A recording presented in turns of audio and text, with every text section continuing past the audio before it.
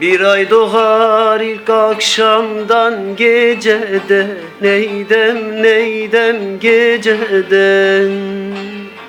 Şarkı vurur pencereden, bacadan. Dağlar kışımış, yolcu üşümüş, nasıl edem ben?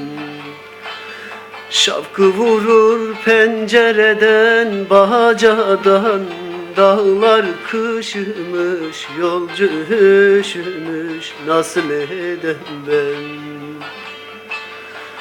Uykusuz mu kaldın dünkü gecede, neydem neydem geceden.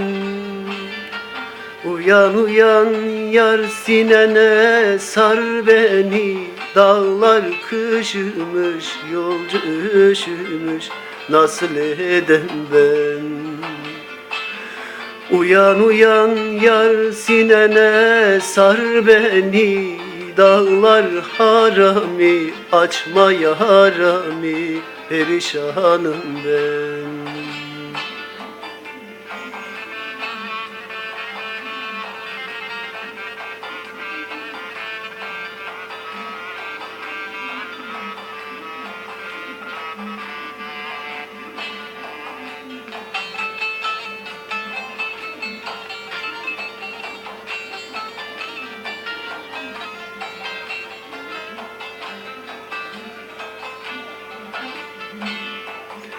Yüce dağ başında aşırdın beni, neydem neydem yar beni.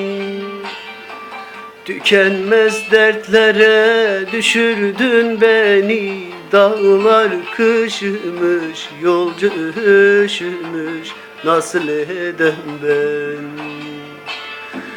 Tükenmez dertlere düşürdün beni. Dağlar kışımış, yolcu üşümüş, nasıl edem ben? Madem soysuz köynün bende yoktu, neydem neydem yoktu. Niye doğru yoldan şaşırttın beni? Dağlar kışımış, yolcu üşümüş, perişanım ben. Niye doğru yoldan şaşırttın beni? Dağlar harami, açma yarami, perişanım ben.